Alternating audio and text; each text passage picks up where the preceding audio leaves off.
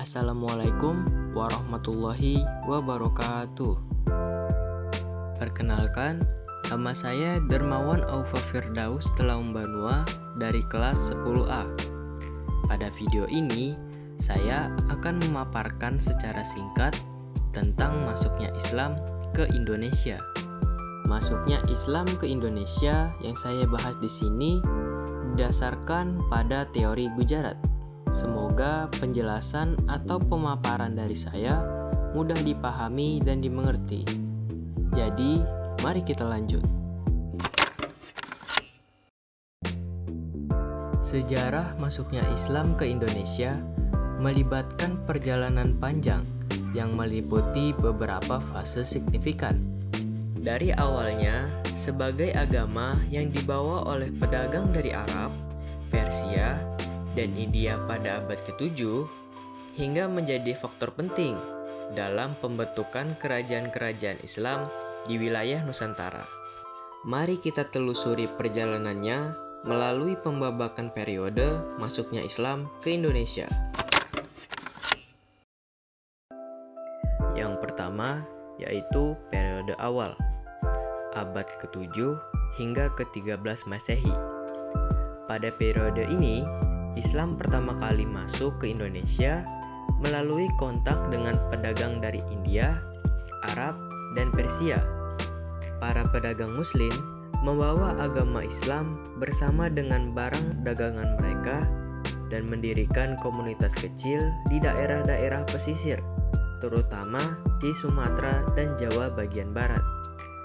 Penyebaran agama Islam pada periode ini masih relatif terbatas dan terkonsentrasi di daerah-daerah perdagangan.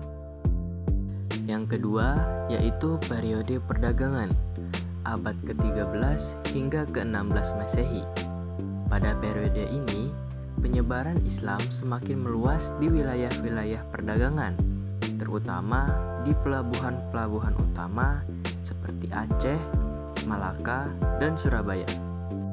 Pedagang Muslim memainkan peran penting dalam penyebaran agama Islam melalui jaringan perdagangan mereka yang luas. Selain itu, beberapa tokoh ulama dan misi-misi Islam juga turut berperan dalam memperkuat ajaran Islam di wilayah ini. Yang ketiga, periode pemerintahan, abad ke-16 hingga ke-19 Masehi. Pada periode ini, munculnya kerajaan-kerajaan Islam seperti Kesultanan Demak dan Kesultanan Aceh memperkuat penyebaran Islam di wilayah Indonesia. Kerajaan-kerajaan ini tidak hanya menjadi pusat kekuatan politik, tetapi juga pusat penyebaran agama Islam ke daerah-daerah sekitarnya. Mereka mendukung pembangunan masjid, pendidikan agama, dan penyebaran nilai-nilai Islam.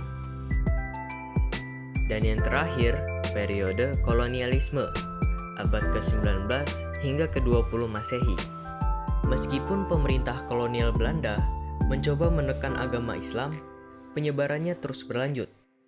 Bahkan, tokoh-tokoh Muslim sering memimpin perlawanan terhadap kolonialisme, seperti Pangeran Diponegoro di Jawa dan Tuanku Imam Bonjol di Sumatera. Meskipun ada upaya untuk membatasi praktik agama Islam, seperti dengan mendirikan sekolah-sekolah Belanda yang melarang pengajaran agama Islam, namun hal tersebut tidak berhasil menghentikan penyebaran Islam di Indonesia.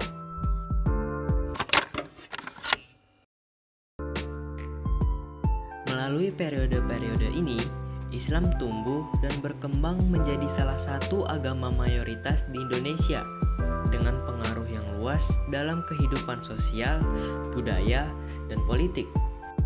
Perdagangan memiliki peran yang sangat signifikan dalam penyebaran Islam di Indonesia. Melalui jalur perdagangan maritim yang aktif, pedagang Muslim dari berbagai wilayah seperti Arab, Persia, dan India membawa ajaran Islam ke kepulauan Nusantara. Dengan membawa agama Islam bersama dengan barang dagangan mereka menjalin hubungan dengan masyarakat lokal di pelabuhan-pelabuhan yang mereka kunjungi. Interaksi antara pedagang muslim dan masyarakat lokal melalui perdagangan menjadi sarana penting untuk penyebaran agama Islam.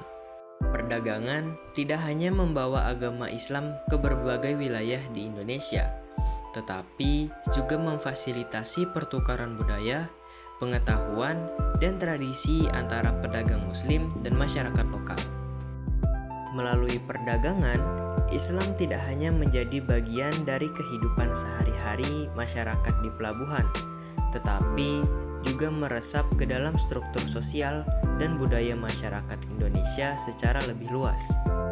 Oleh karena itu, perdagangan merupakan faktor utama yang mempercepat dan memperluas penyebaran Islam di Indonesia, membentuk landasan penting bagi perkembangan agama ini di wilayah Nusantara. Terima kasih telah menelusuri sejarah masuknya Islam ke Indonesia bersama-sama. Semoga pengetahuan ini dapat memperkaya pemahaman kita tentang perjalanan dan keberagaman bangsa Indonesia. Tak lupa juga, saya ucapkan terima kasih atas perhatiannya. Saya Aufa. Bye.